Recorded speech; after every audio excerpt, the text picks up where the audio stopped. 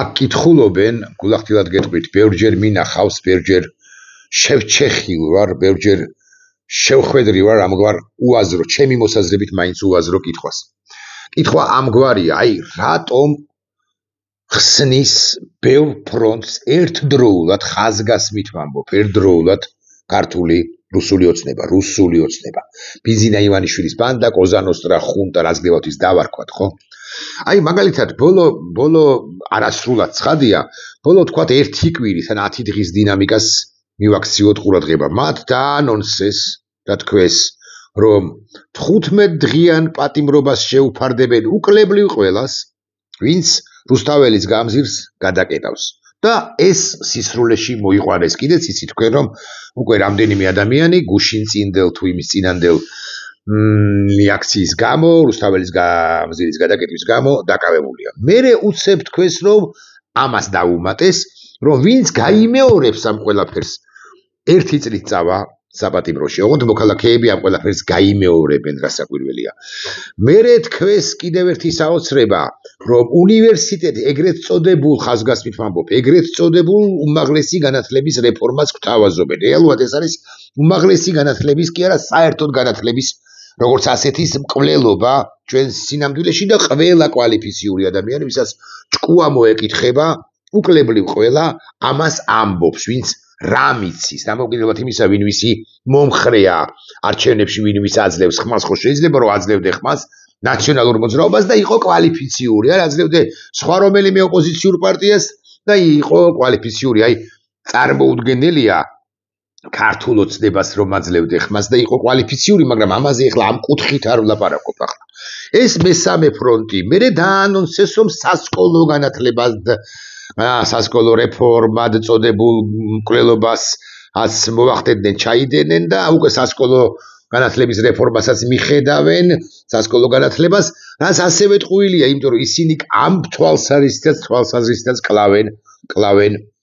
სასკოლო განათლებასაც, როგორც ასეც, რომელიც ისედაც ძალიან მძიმე მდგომარეობაშია. კიდევ რა არ ჩაიდიდეს, მაგალითად თქვენს რომ პარტიებს აკრძალავენ და ესეც დაინიცირებული არის კი არა, უკვე პარლამენტში პრაქტიკულად მიღებულია, საკონსტიტუციო სასამართლოს მიმართავს ბანდა, ხუნტა, ხელისუფლება მიმართავს და აბა ტურავა რისი წინააღმდეგობის გამწევია, ერთი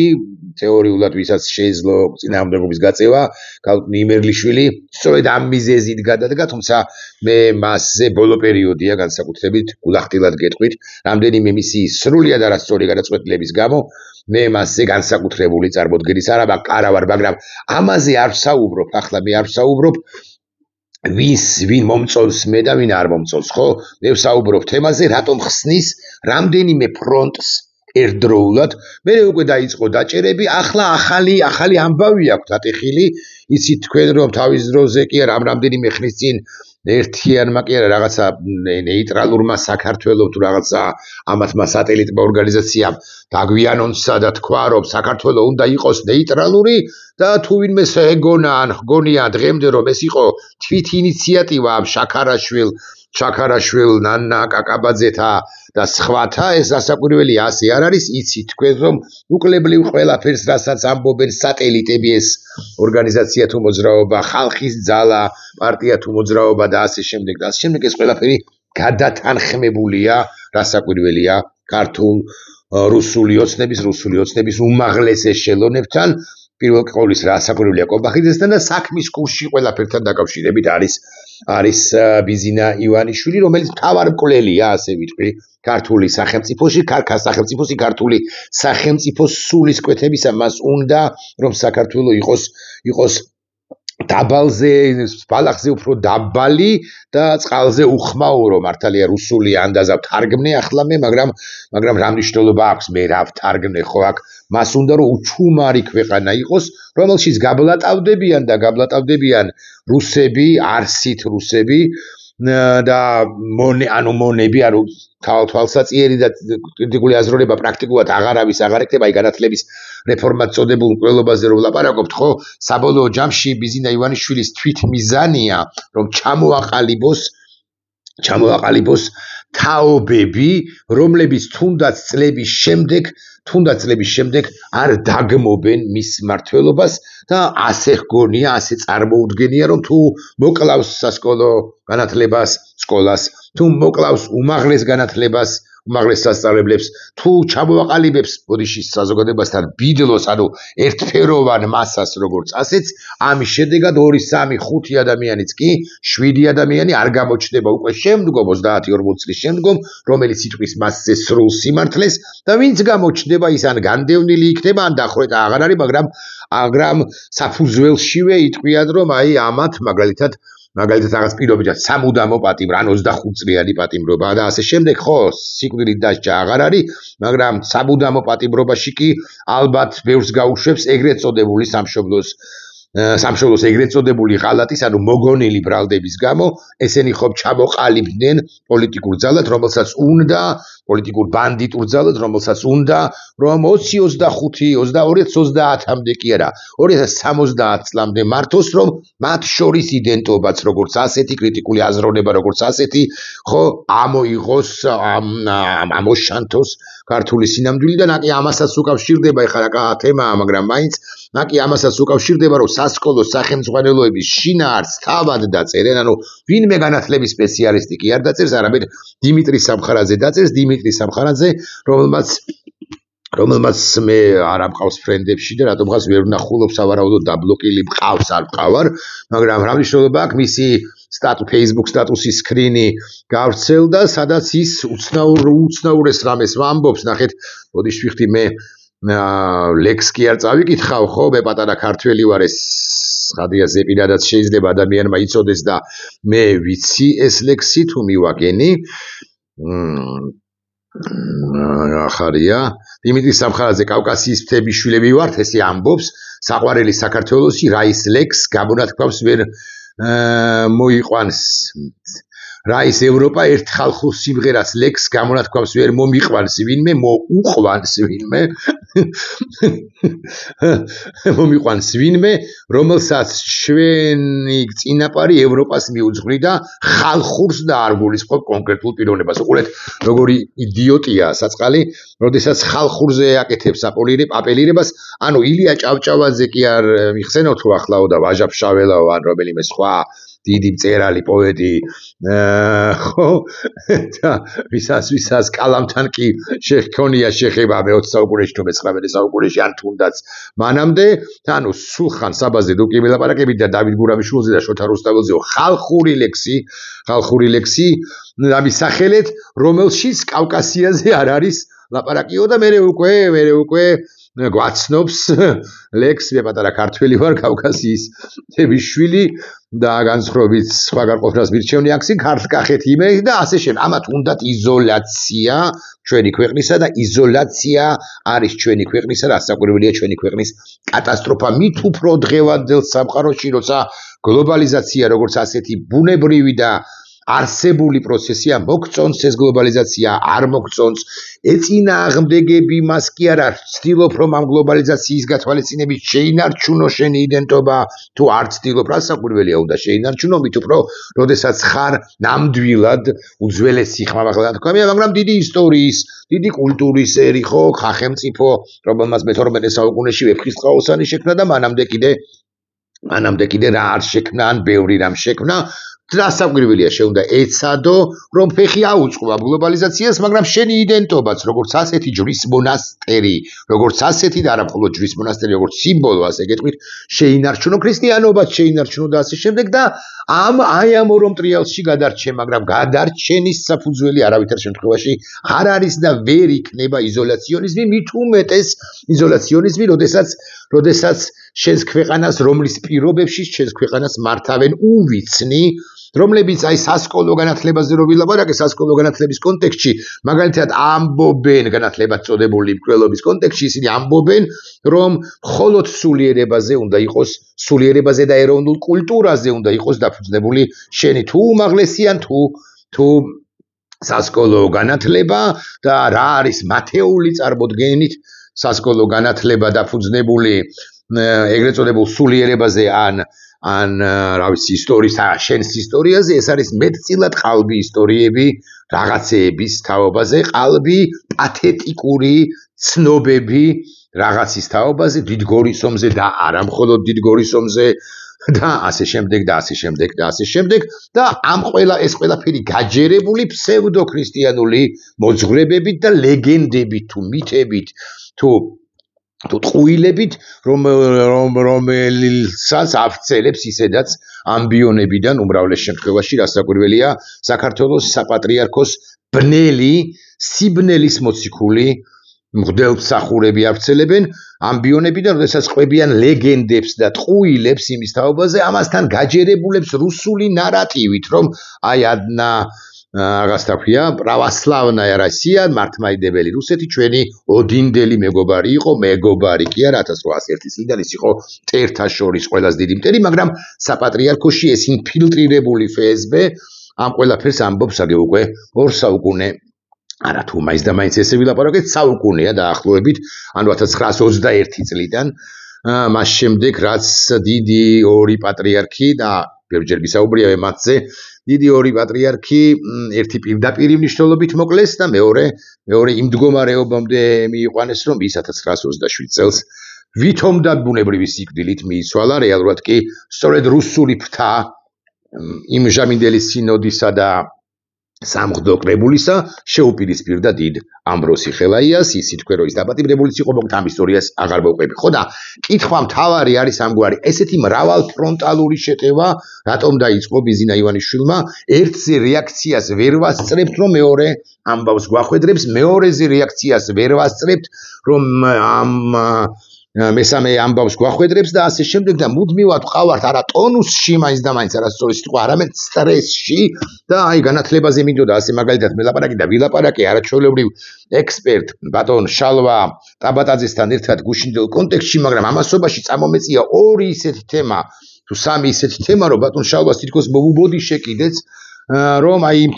ამ თემებსაც უნდა შევხებოდი ну ჩემ მონოლოგში ჩემს რემარკებში რეპლიკებით შევეხე სხვა თემებს ეს ეხებოდა ვახოს დინოს და სხვათა და ლევანის და სხვათა დაჭერას ლაშასი ჩხარტიშვილის და სხვების იმ რეპრესიებს რომლებიც ამოქმედა და განათლებაზე ესეთ სიღრმისეული საუბარი გამოუვიდა ბატონ შალვას მაგრამ მე ცოტა შესაძლოა ადეკვატური არც ვიყავი მიუხედავად იმისა რომ დღენახევარი ვემზადებოდი იმისთვის რომ აი უფრო კვალიფიციური კითხვა მიმეცა მისთვის რატომ გვამყოფებს ბიზინა ივანიშვილი ესეთ სტრესში და თუ ვინმე გონია რომ ეს არის შემთხვევითი ხო ის წარედ ცდება ბიზინა ივანიშვილი უფრო გიჟია თუ უფრო რუსეთის ფსაგეტი ღმერთმა უწყის ერთი მეორეზე უარესია მეთქი ამის თქმა ვცდილობ ამის თქმა მინდა ხო რომელია უარესი ფსბ-შნიკობა თუ შეშლილობა აი ხლა უნდა მეთქვა რომ ფსბ-შნიკობა მეთქი მაგრამ შეიძლება შეშლილობა და ან უნდა მეთქვა რომ შეშლილობა მეთქი და შეიძლება ფსბ-შნიკობა უფრო უარესია მეორეზე უარესია ყოველ შემთხვევაში ამ ორს იქით კიდევ სხვა თვისებებიც აქვს ბიზინა ივანიშვილს განა არა მიკავშირებული სწორედ უმრავლეს შემთხვევაში სწორედ მის შეშლილობასთან მაგრამ ის დეტალებია ის რაღაცა სვამს თუ არ სვამს შამანები ჭყიპავენ თუ ჭყებენ თუ არა მას ეს დეტალებია კვლავ ვიმეორებ მოკლედ ან ფსბ-შნიკია ან შეშლილია ან ვინც ის და იქნება ორივე ერთად და ბიზინა ივანიშვილი ნახეთ როგორ სპირალშია შესული და თავადაც შესულია და ჩვენს ამ სპირალში შეგვიყვანა თითქოს გაგეფიქრება კაც რომ აი ხვალ გამოსწორდება ზეგ შეცვლის სტრატეგიას მაზეგ შეცვლის ტაქტიკას და ასე შემდეგ არამც ბიზინა ივანიშვილმა ისე შეტოპა უკვე იმ ნეხში რომელშიც თავად შეტოპა და ჩვენს შეგვაყოფინა ფეხი ხო რომ აქედან ამ ნეხვიდან ვერც ამოდის ბიზინა ივანიშვილი და ვერც ჩვენ ამოვდივართ რასაკვირველია იმიტომ რომ კვლავ ვიმეორებ ბუნებრივადაც ყოველ შემდეგ ჯერზე აი ამ ტაქტიკოს თუ სტრატეგიკოს ბიზინა ივანიშვილს ხო ავყვებით ხოლმე და ბუნებრივიც არის რომ უნდა აყვე აბა რა ეხა განათლების რეფორმაზე იტყვის სიგიჟეს იქვე უნდა დაადუღოს იტყვით რაღაცა რეპრესიებზე იტყვის პარტიების აკრძალვაზე იტყვის კიდე რაღაც უამრავი რამ აქვს ჩაფიქრებული, მაგრამ უნდა გახსოვდეთ, ბარემ ვიტყვი, რომ მთავარ მიზანი ბიზნე ივანიშვილს ჯერაც მისაღწევი აქვს, მავს მისაღწევი აქვს, მთავარ მიზანი მისი არის საქართველოს დესუვერენიზაცია სრული, მაგრამ რაში გამოიხატება ეს დესუვერენიზაცია და საქართველოს ნეიტრალიტეტში გამოიხატება, ნეიტრალური სტატუსი რომ მისცენ საქართველოს ამ ბანდიტებმა, ისიც ძალიან საკამათოა და მე უკვე ამ ნეიტრალურ სახელმწიფოში თუ პარალელურად გააფორმონ ესეთი ნეიტრალიტეტის არსებობს, რომ ვიცოდეთ მაინც ვინმე რომ არ მოვედავოს რუსის საოკუპაციო ჯარს აღარ გაუგრძელოს საოკუპაციო სტატუსი, მოუხსნას საოკუპაციოს სტატუსი და რუსის საოკუპაციოს ჯარი იყოს რუსეთისა ჩვენი ეგრეთ წოდებული ნეიტრალიტეტის გარანტი, ოღონდ ამ ყველაფრის სანაცვლოდ მას არც არავინ არაფერს არ უბრუნებდეს ქემაინც მეთქი სუსუ მაქსიმუმ გალის რაიონის რომელიმე მე-14 ხარისხოვარ ყველა სოფელს პატივსებს ხადია, მაგრამ მე-14 ხარისხოვანი სოფლის თაობაზე 17 წლიან მოლაპარაკებათა სპირალში შეგვითრევს რუსეთი და საჭიროების შემთხვევაში რასაკვირველია იმ ფორმატსაც ამოშანთავს დამატებით, ამასობაში შენ უარი გექნება ნათქვამი ნატოზე, ოფიციალურად ყოველ შემთხვევაში, ევროკავშირზე ოფიციალურად ყოველ შემთხვევაში და პარტნიორიც აღარ გეყოლება ამასობაში და იქნები მარტო დარჩენილი კავკასიის მთების შვილი და განცხრობით სხვაგან ყოფნას თითო სამხარაზესავით გერჩივნება, გამჯობინებ აქ სიკვდილს, მოკვდეს, მეთქი ასე ვიტყვი, ყველა, ვინც საქართველოს რუსეთის სივრცეში მიართრევს თუ უთვინობით, თუ კონფორმიზმით და ასე შემდეგ. რაც შეეხება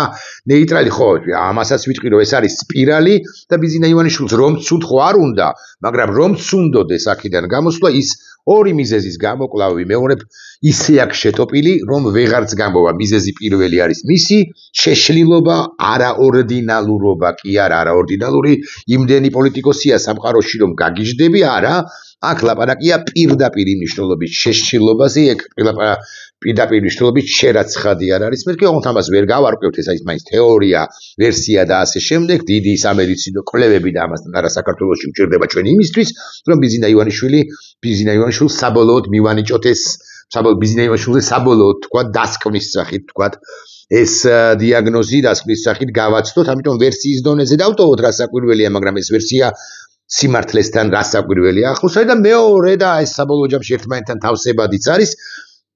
ბიზინა ივანიშვილი რასაკვირველი არის FSB-ს აგენტი, ანუ რუსეთის აგენტი და ეს ყველაფერი რუსეთმა დაგეგმა ჯერ კიდევ როდის საქართველოს დამოუკიდებელი საქართველოს წინააღმდეგ და ეს ექსპერიმენტიც, აი დაუბრუნდები ისევ იმ თემას, რომ 7, 8, 15 თემა, ხო, 15 თემა არის წამოწეული ბიზინა ივანიშვილის მიერ, ესეც შემთხვევითი ამბავი არ გეგონოთ, შეშლილმა და ამავდროულად FSB-ს აგენტმა ეს ყველაფერი სპეციალურად აკეთებს, ამ ყველაფერს სპეციალურად აკეთებს შეშლილი, იმიტომ რომ ჩვენ მუდმივად სტრესში ვიყოთ და ამასობაში შემოგვავიწყდეს, ან ყურადღება არ მივაქციოთ, ან რესურსი არ გვეყოს, ჩვენ თავად სპირალში შესულებს, რომ რაღაც თავარზე გავამახვილოთ ყურადღება და მთავარი კი რასაკვირველი არის ის ყველაფერს ეშველება ბატონებო, განათლების რეფორმად წოდებულ კრიმინალურ აქტსაც, მკვლელობასაც, განათლების სისტემისა ყველაფერს, უკლებრივ პარტიების გაუქმებასაც, პარტიების დაუქმებასაც, მიუქმებასაც, ყველაფერს, დაპატიმრებებსაც თუ ბიზინა ივანიშვილს პერსონალურად ამოვიღებთ, აი ტარგეტირებულად ბიზინა ივანიშვილი იქნება ჩვენი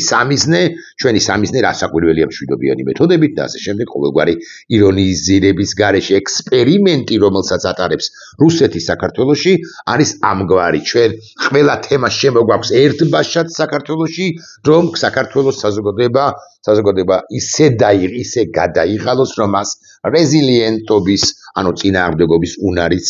არ ჰქონდეს, რაც შეეხება ნეიტრალიტეტს, მე დაგპირდით თქვენ, რომ ვიტყოდი ორ სიტყვას ამ ბანდამ, ჩაქარაშვილებმა და სხვებმა და დავიწყე და მე ვეღარ განვაგრძე. მე რაიწყო, მე ხალხის მე ცალკეული ექსპერტებად წოდებულები ახვნენ ხაინდრავები და შმაინდრავები და ასე შემდეგ. ეხლა უკვე ხალხის ძალა მართალია ეს დეპუტატი არ არის, ვინმე ქართველი შვილი წერს და ლაპარაკობს რაღაცა ბრძნული მრავალ სიტყვიანი წინააღმდეგობით, იმას რომ იცით რა არის, ჯერ უნდა გამოვაცხადოთ ჩვენ